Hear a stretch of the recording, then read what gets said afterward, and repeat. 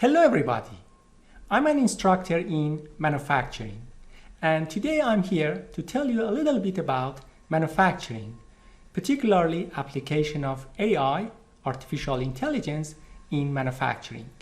But before getting to that, I'm waiting for a package from Amazon. Oh, here it is. Well, here is my package. I just ordered it last night and I got it today. Well, I'm excited to see what is inside this package. Let me first open it. I wish Amazon came up with a better way to do the packaging. Well, maybe I use my key. Let's see what is inside.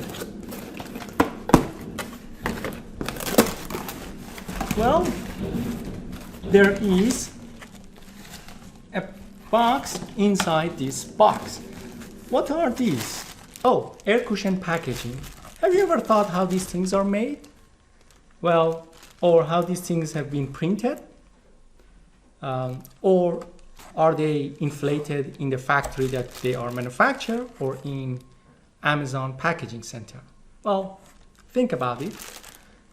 But always I like to burst one of these. Now let's get to the main package. Sorry about that. So here is the box that I was waiting for. Now let's figure out how to open these things. Oh, these things is easy to open. It's interesting because it has magnet in it. And here is my box.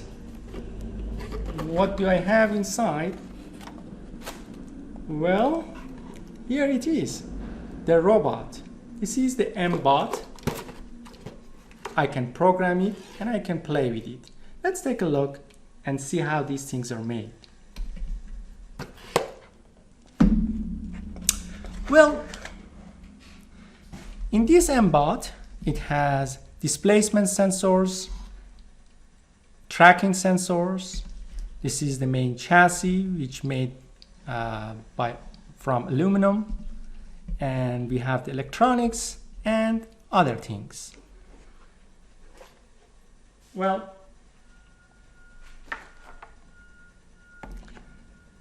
now let's take a look at each individual part.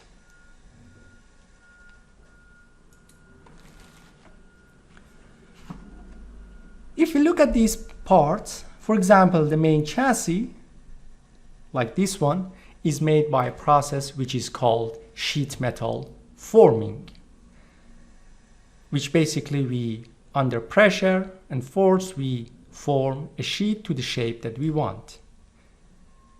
This enclosure and this one, they are plastic and they are made by a process which is called thermoforming, basically forming a plastic sheet under pressure and heat. What about the wheel and the tire? They are made by a process which is called injection molding. In fact, melting plastic and injecting it to a mold, to the shape that you want. Well, the screws like this one, they are made by machining. What about these supports, these brass supports? They are made by a process which is called metal extrusion. As you can see, there are many parts in these simple toys, and each of them made by different manufacturing processes. Well, during each of these processes, we need to also monitor the process. In the past, when people made few items, of course, they watched the process, they watched the machine when they were making something, or they listened to the machine. And if something was wrong, immediately they noticed it and they could correct it. But nowadays, with mass production, it's a different story, right? So to monitor a process, then we need to automate it. Let's take a quick look at some examples. 3D printing. Most likely you are familiar with 3D printing. 3D printing started with plastic and found its way to metal. With metal, it's a bit different. Usually we use powder and then we use laser,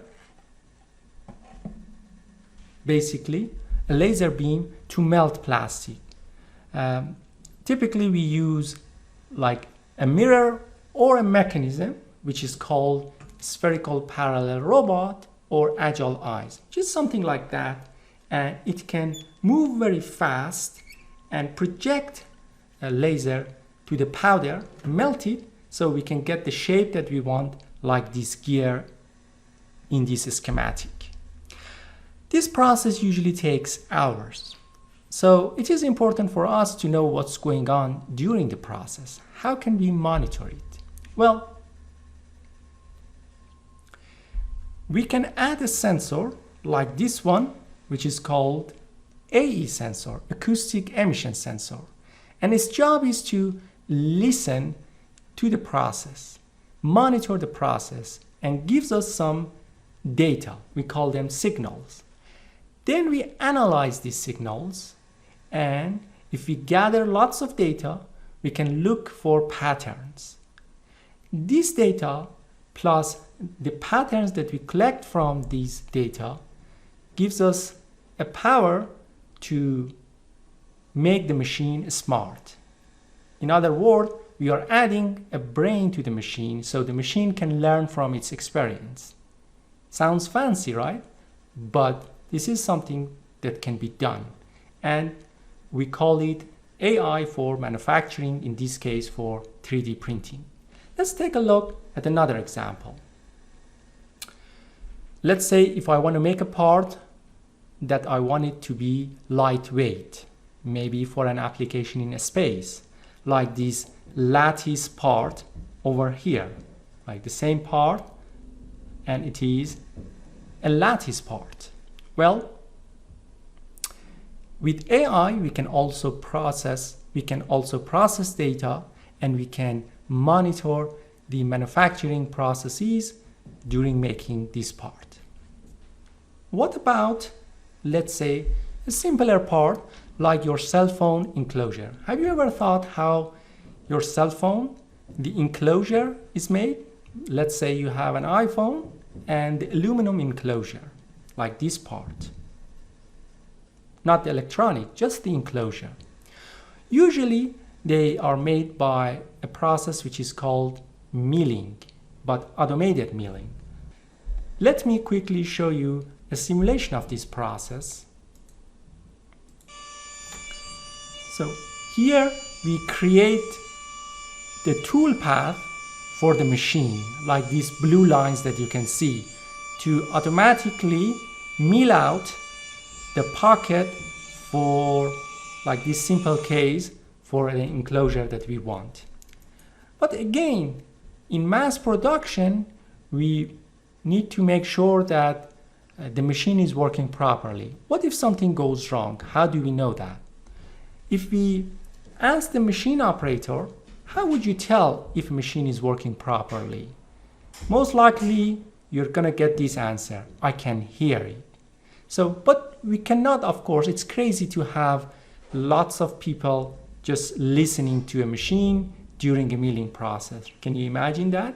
Let's say you're producing 1,000 parts per day, so you cannot have somebody to listen to this machine. We need to automate it, right? How do we do that?